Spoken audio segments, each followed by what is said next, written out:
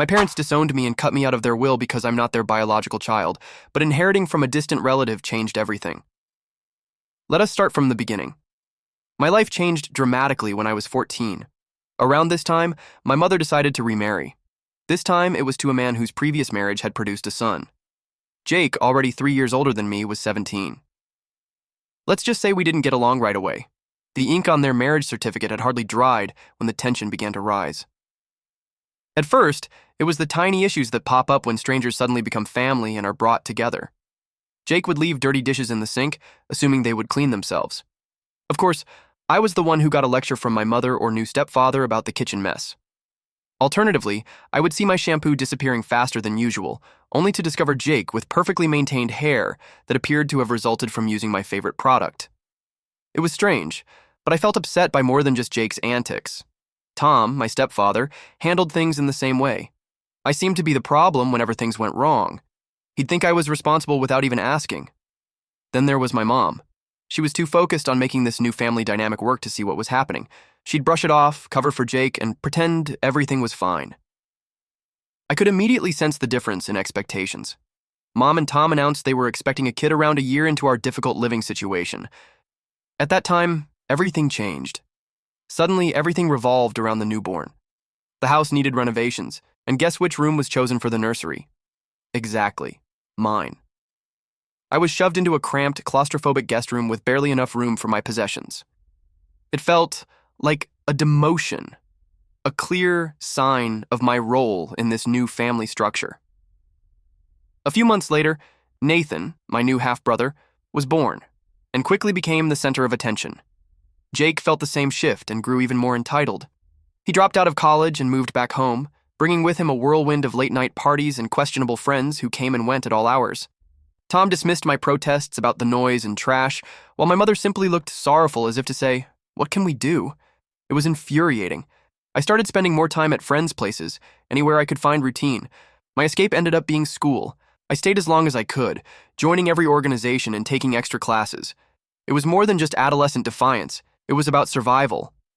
Home became a place where I always felt as if I was walking on eggshells, waiting for the next explosion. It was suffocating. One evening stands vividly in my mind. I got home later than usual to find the house utterly still.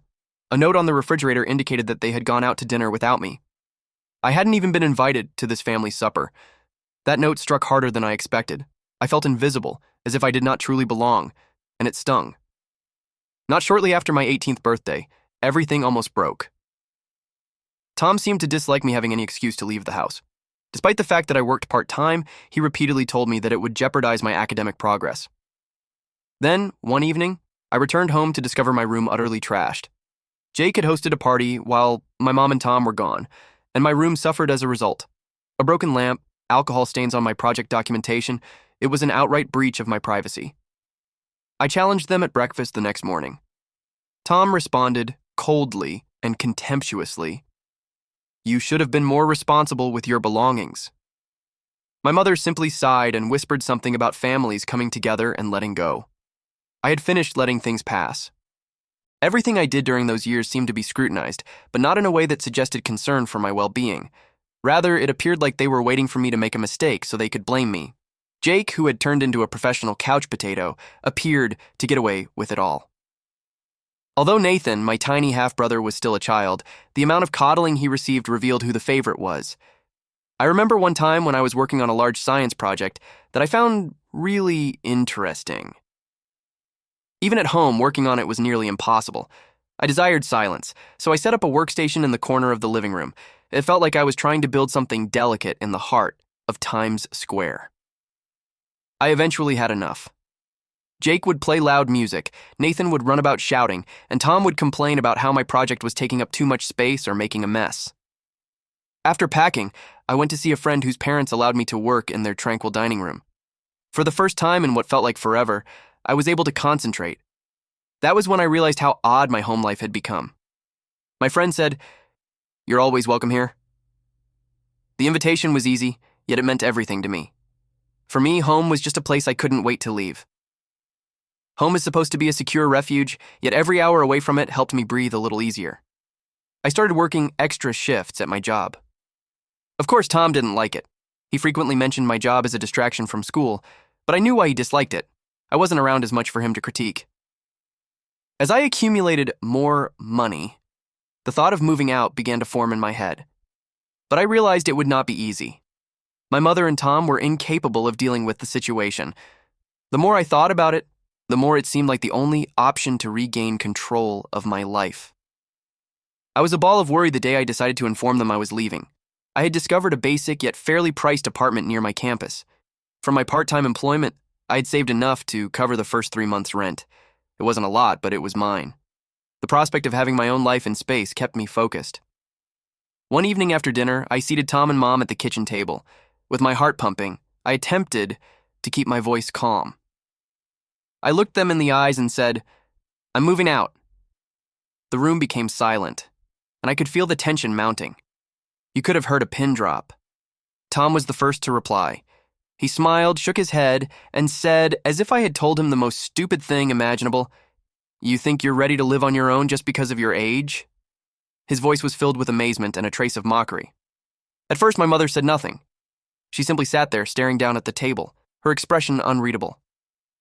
"I am ready," I said, attempting to sound more confident than I felt.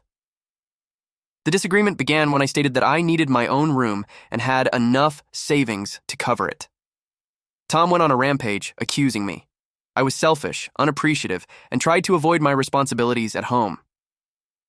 "He looks up to you, you know," he continued, attempting to guilt me into leaving Nathan behind, as if that were enough to keep me in a hazardous atmosphere. My mother's response was calmer, but no less devastating. She did not argue with me like Tom did, nor did she attempt to stop me. She only continued to complain, saying things like, "Families stick together," and "You'll regret it if you leave." But I knew better. This was not about family. It was about control. I stayed put, not because I just desired my own space, but because I needed it for my emotional and psychological well-being. I felt like an outsider in my supposed home. I was tired of being held accountable for things beyond my control and of attempting to fit into a family that had made it apparent that I was not actually a member of it. I spent the following few days preparing. Every item I packed into a box felt like a step closer to independence. Even though it wasn't easy, my mother entered my room on the morning I was supposed to leave. I braced myself for another battle, but it never happened. Instead, she helped me pack discreetly. Our conversation was brief. She asked whether I needed extra boxes or offered to donate old utensils. We both appeared to be avoiding the actual concerns, making light talk to avoid admitting that this was the end of something. Later that day, when I locked the door to my new flat, I experienced an uncommon range of feelings, including relief, grief, excitement, and worry. I was now living completely on my own. It felt simultaneously liberating and terrible. The first few nights were the most challenging. The flat seemed overwhelmingly empty and quiet. I found myself longing even for the disagreeable sounds of home, like Jake's loud music, Nathan running around, and Tom's incessant nagging. However, as the days passed into weeks, I grew to cherish the silence. For the first time in years, I could actually breathe. I no longer had to tiptoe around the house worrying about Tom's mood swings or whether Jake had hosted another party. I could come and go as I liked, eat when I wanted, and sleep uninterrupted. It seemed like I was finally discovering who I was, beyond the insanity of my family. A new type of freedom. Life rapidly found its groove. I balanced work, education, and maintaining my modest apartment. It was not flashy, but it was mine. My connection with my mother and Tom improved slightly after I moved out of their house. I kept my distance but saw them sometimes, which made things easier.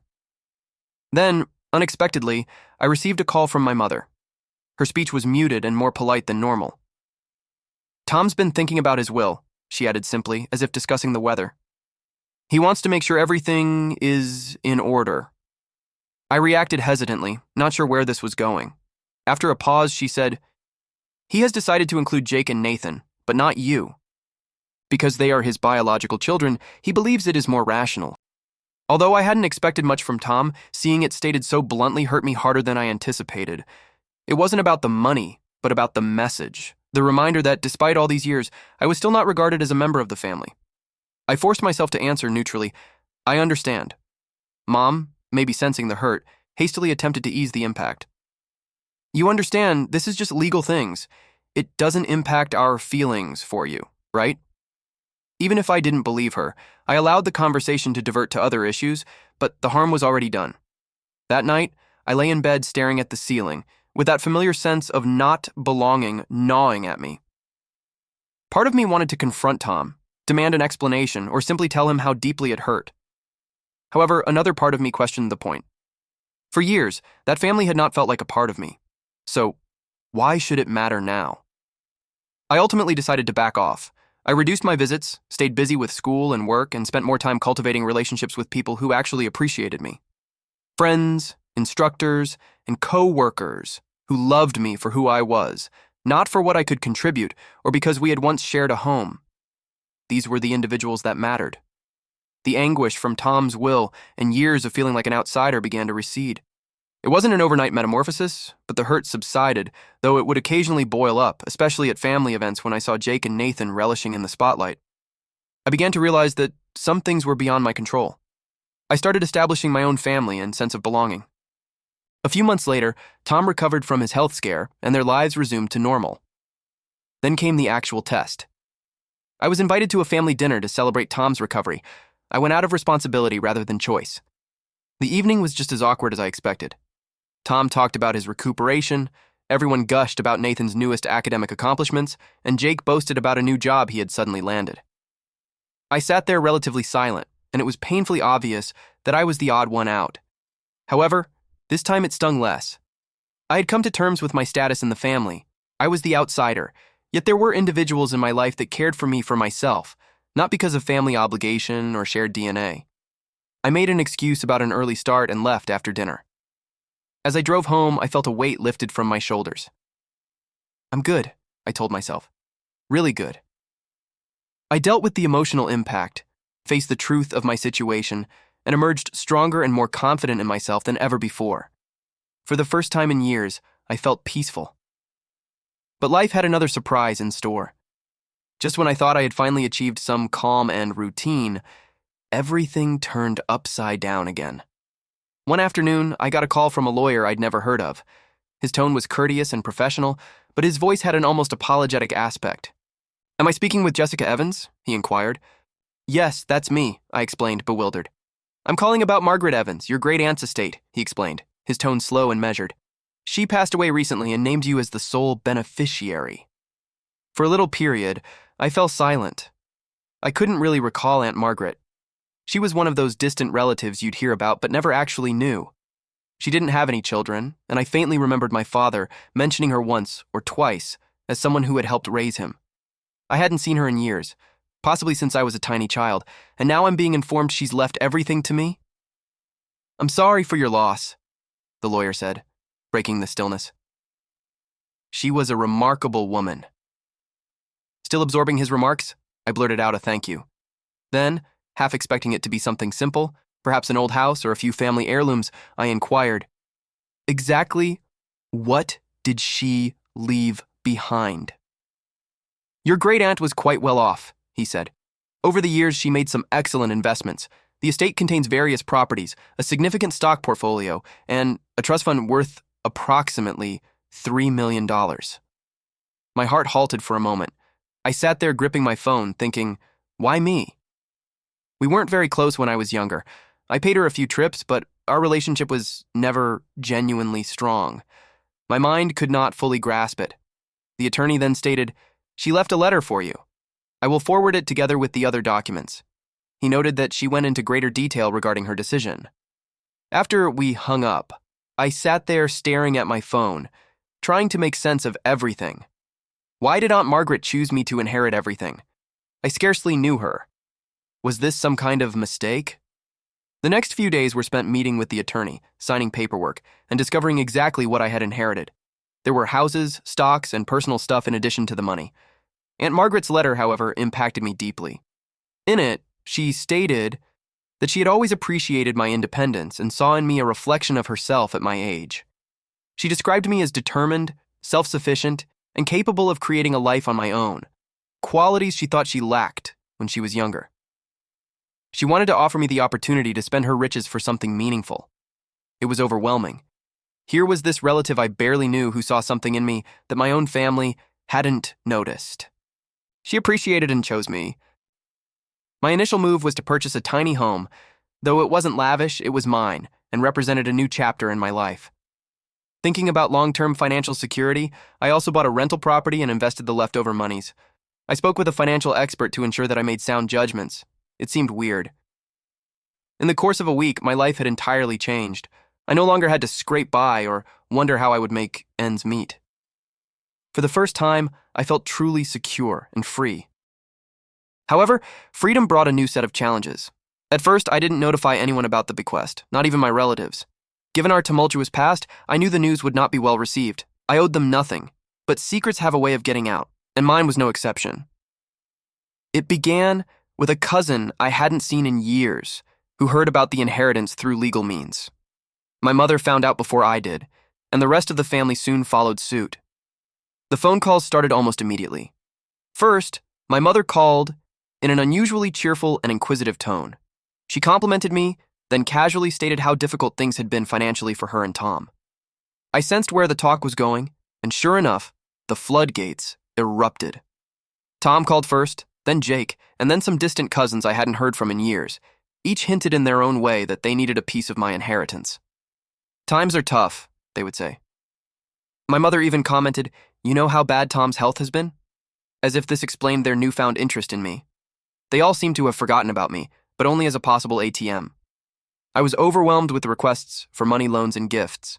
It felt like vultures were circling, waiting for their time to swoop down. I felt overwhelmed.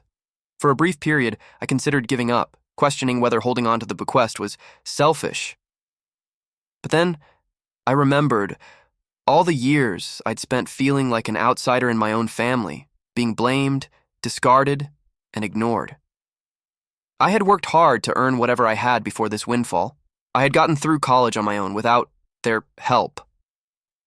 And now that I had some stability, they wanted to take it away? When I was struggling, none of them volunteered to help.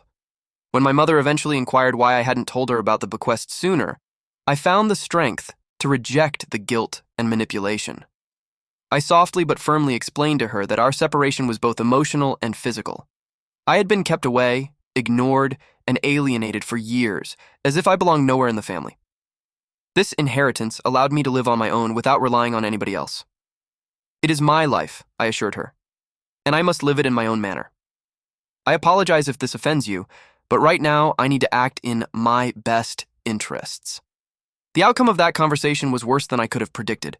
Mom accused me of being arrogant and inconsiderate. Tom interjected, chastising me about how families should treat one another.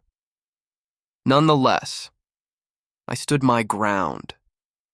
Over time, the calls got less frequent, and the demands for money ceased when they understood I would not give in. It was challenging, but extremely necessary. I had realized a sad reality about family. Sometimes the people you trust the most are the ones who bring you down. Knowing that I had protected myself brought me calm. Finally, I decided not to let them dictate my life. This inheritance was about taking control of my own destiny, and, more importantly, gaining the ability to live my life on my own terms. My communication with them became strained, but I'd become accustomed to it. Their approval was no longer required, and I was not bound to offer them anything. I had friends, mentors, and people who actually cared about me, not because of familial obligations, but because of who I was. The big surprise came from an unexpected source, my younger half-brother Nathan. I unexpectedly received a clumsy handwritten note from him. "I'm sorry for asking for money. I miss you," he wrote in his untidy handwriting. Though little, this step meant a lot to me. Nathan, barely 14, was reaching out in his own way. After that, we started texting. Little conversations about his school and interests, nothing too serious.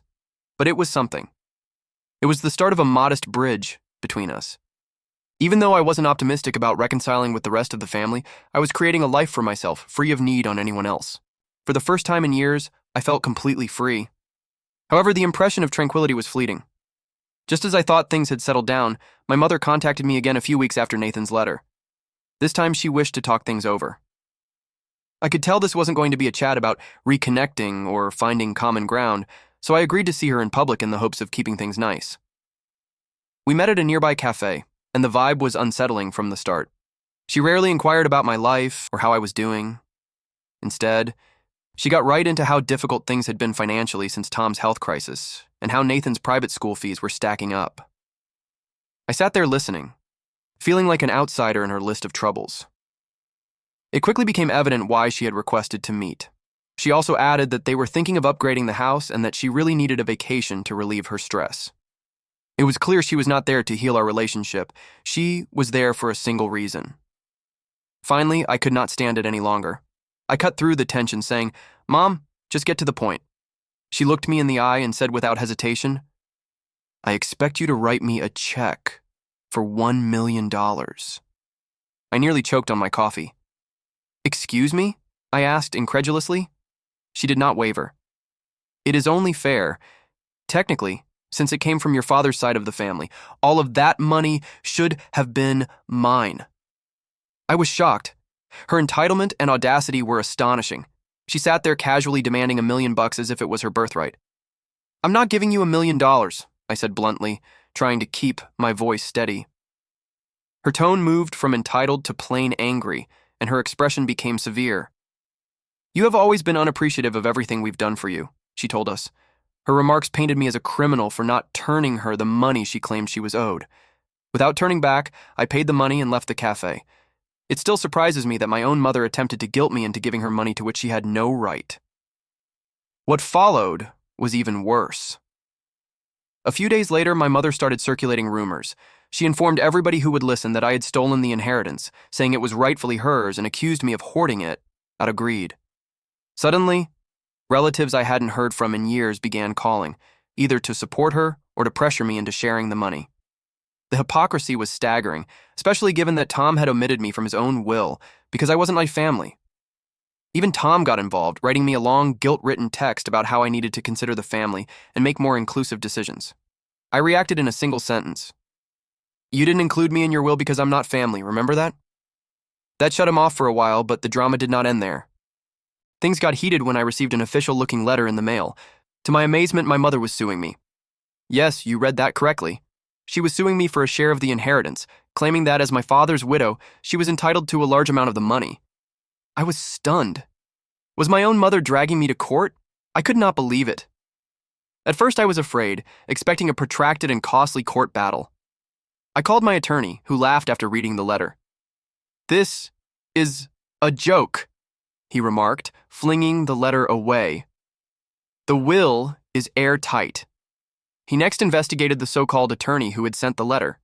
The phone number was disconnected, and the address on the letterhead was for a decrepit building under construction. It became evident that my mother and Tom had engaged a dodgy, most certainly fraudulent lawyer in a last-ditch attempt to terrify me into paying them money. While I was happy that the lawsuit was unfounded, I was also terribly disappointed. Their willingness to go to such lengths for my inheritance was surprising. They had tried guilt-tripping and manipulating me, and now they were making direct legal threats. I was done attempting to salvage any sort of relationship with them. I understood I needed some distance. After the legal jitters passed, the emotional toll hit me hard. I was exhausted, sleep-deprived, and the constant drama was affecting my mental health. That was when I realized I needed a vacation from everything.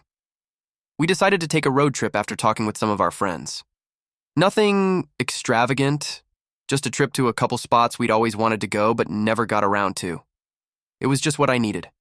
Time to clear my mind, escape the chaos, and most importantly, consider what I wanted for my future. As we began the road, I couldn't help but reflect on how much had changed in such a little period. A year ago, I was barely making it in a house that never felt like home. I now had financial security, my own home, and the freedom to make my own judgments without interference from others. It felt liberating, yet also bittersweet. Growing up, I looked to my mother and stepfather for guidance and encouragement. To me, family meant having someone who would always have your back, no matter what. But through it all, I learned a terrible lesson. Just because someone is family by blood does not guarantee they are there for you in the ways that matter. Throughout the trip, I reflected a lot and realized that I didn't need their money, validation, or acceptance. I had everything I needed, and the relationships I actually valued were those I had formed with people who loved me for who I was, not what I could offer them. In little ways, my friends, colleagues, and even Nathan expressed more genuine care for me than my mother or Tom ever did. Following the trip, I decided to write letters to each family member who had attempted to influence me. I did it for me and not for others. It was my way of achieving closure, expressing what I couldn't say in the heat of the moment. In those letters, I detailed how their actions had harmed me and how, despite my desire to be a member of the family, I was constantly pushed aside. I wished them well and hoped they would move on, just as I had. The only reaction I received came from Nathan. His letter was modest, but sincere. I appreciate you delivering the letter. I miss you. Let us get together sometime. It wasn't much, but it was the beginning. Nathan and I might one day develop something real, free of obligation or manipulation. As for the rest of the family, I'd finally accepted that we were better off at a distance. The inheritance had served as a wake-up call, not just a financial boon, but also a revelation about my true family. It wasn't the folks who raised me, it was those who supported me when I had nothing to offer but myself. Looking back, I don't have any regrets. I stayed firm, safeguarded my future, and found peace by letting go of the poisonous connections that had been holding me back. Life has a peculiar way of teaching us what is actually essential, and I'm glad for that, no matter how harsh the lessons were. Sitting in my own home, surrounded by people who feel more like family than my actual relatives ever did, I know I'm precisely where I should be. Thank you for watching. If you haven't subscribed yet, please do so, and hit the notification bell to stay updated with more shocking real-life stories happening around you.